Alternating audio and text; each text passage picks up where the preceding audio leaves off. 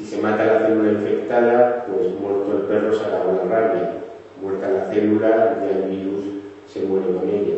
Si ese virus modifica un inhibidor de la muerte, la célula no se muere y produce más y más virus, y eso hace que la infección viral pues avance y llegue más tarde. Como veis, un proceso tan básico como que en un gusano se morían 131 células, pues dio lugar a una nueva manera de ver múltiples enfermedades, y por ello se merecieron el premio Nobel de Medicina. El mensaje un poquito de esta parte de la charla es que cuando habréis oído hablar pues, de investigación básica, de investigación aplicada, es muy difícil categorizar si una investigación va a servir o no va a servir para una aplicación. Posiblemente Brenner nunca pensó que el proceso que... Nunca pensó, y diría, nunca le interesó si el proceso que él estaba estudiando iba a servir para algo. Pero obviamente puso de manifiesto un proceso muy importante.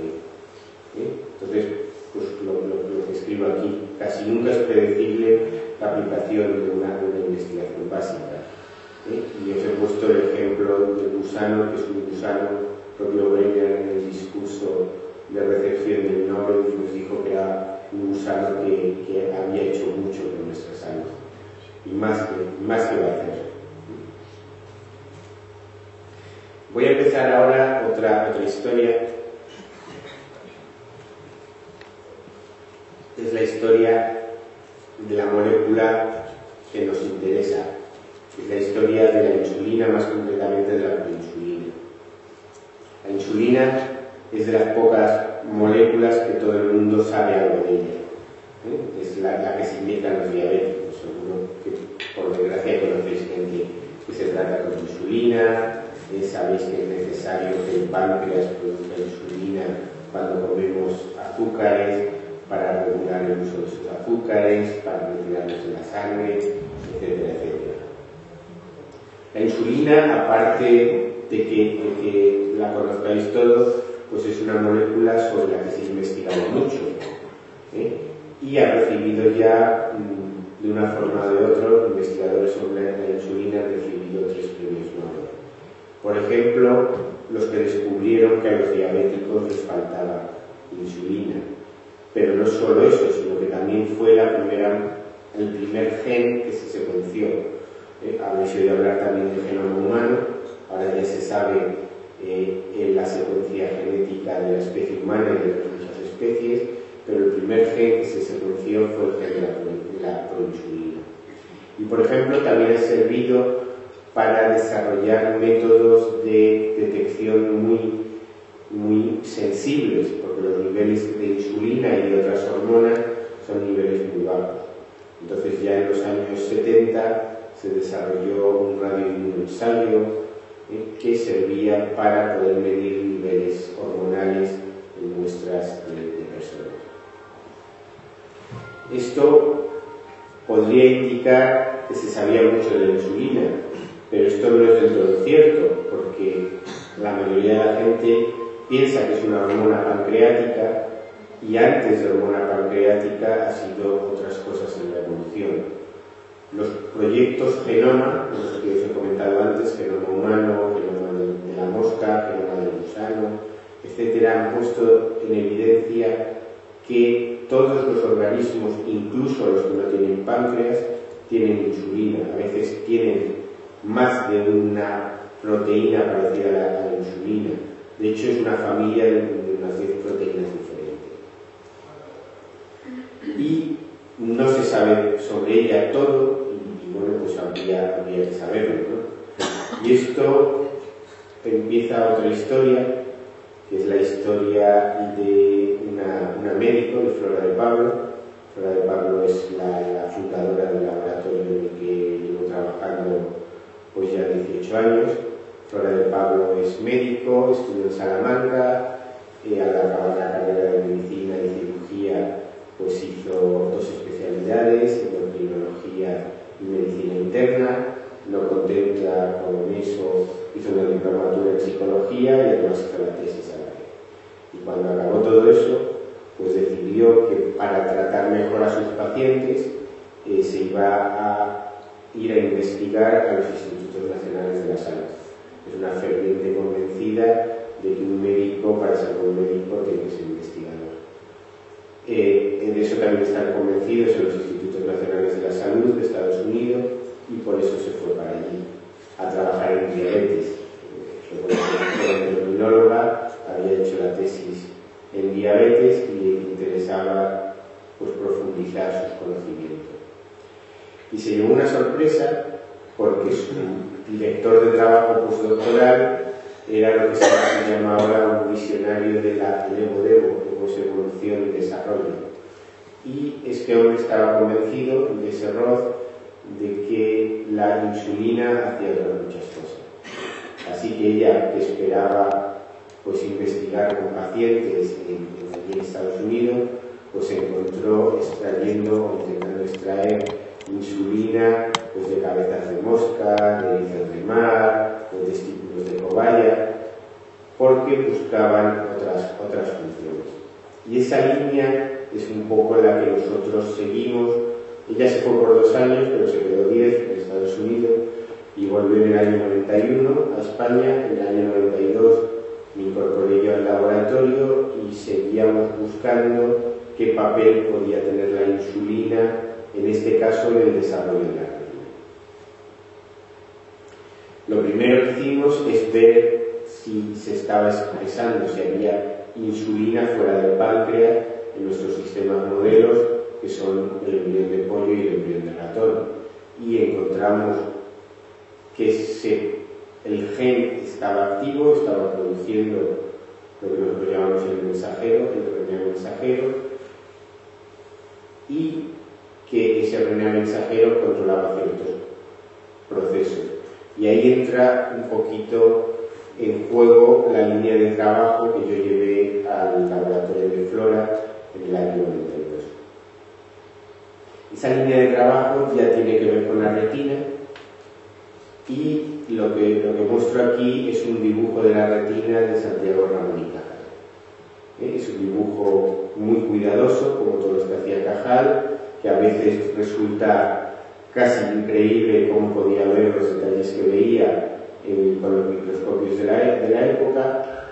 Se ve una retina con sus fotorreceptores, los conos, los bastones, las células que interconectan los fotorreceptores con las células ganglionares, que son las que van a mandar la información al cerebro. Pero lo que me importa de esta diapositiva es el año en el que fue dibujada, el año 1901. ¿Por qué me importa? Pues porque hace 109 años ya se sabía que Santiago Ramón y Cajal había descrito cómo era la retina.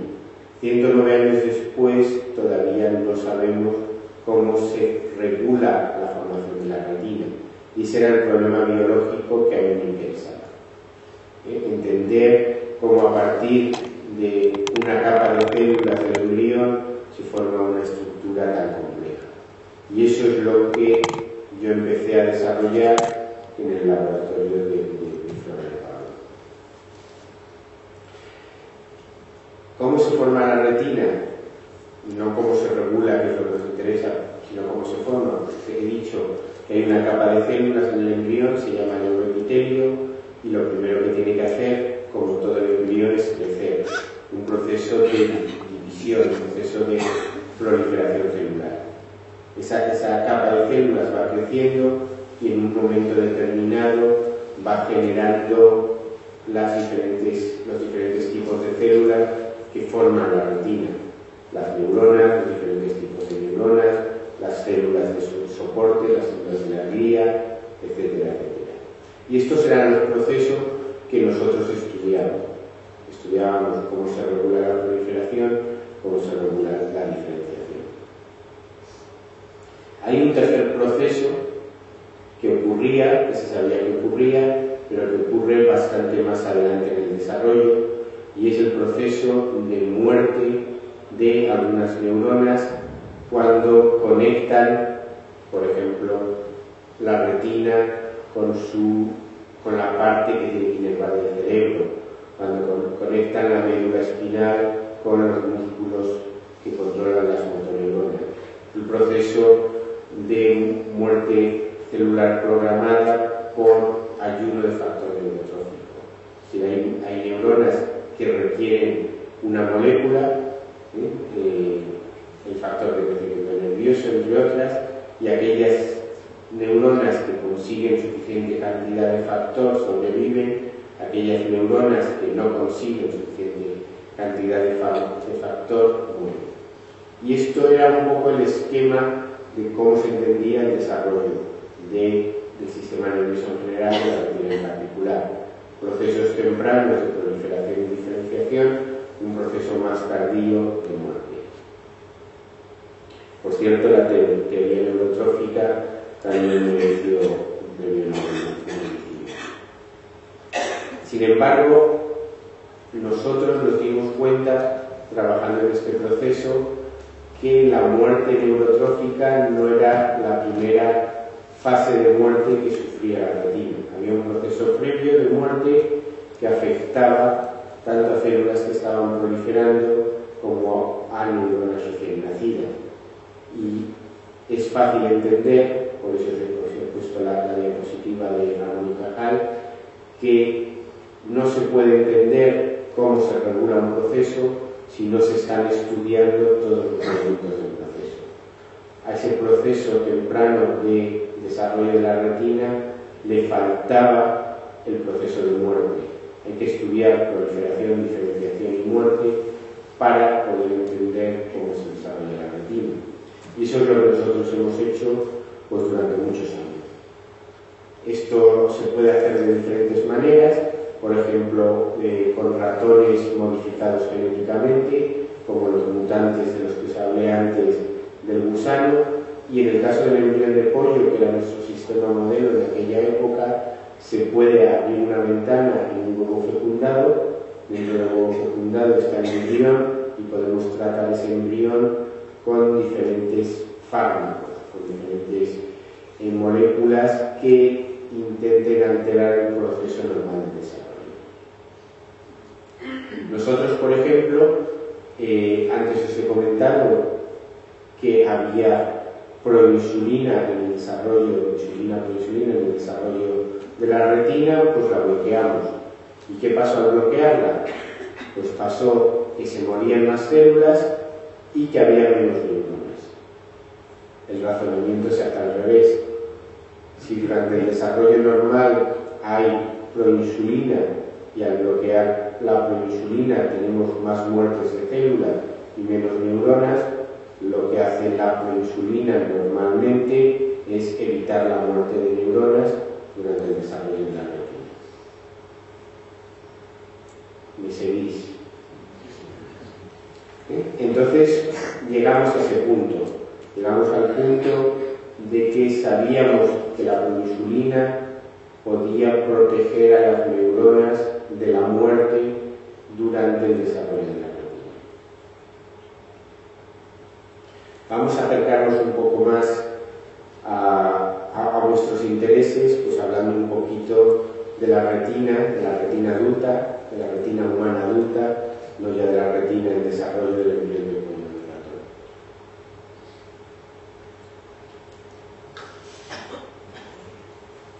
Sabéis que la retina es una parte del sistema nervioso que está en el interior del ojo. Y su función pues es una función altamente especializada que se llama fototransducción. La fototransducción básicamente lo que hace es convertir la señal lumínica, los fotones que nos llegan de las diferentes fuentes de luz o reflejados por los diferentes objetos, en una señal entendible por nuestro cerebro. El mundo físico visual son fotones, pero nosotros eso lo convertimos pues, en la imagen de nuestros amigos, las imágenes de muebles, imagen del mundo que nos rodea. Es un proceso complejo porque tiene que convertir una señal física en una señal neuroquímica, y ese proceso tiene lugar en los fotorreceptores, los conos y los vasos.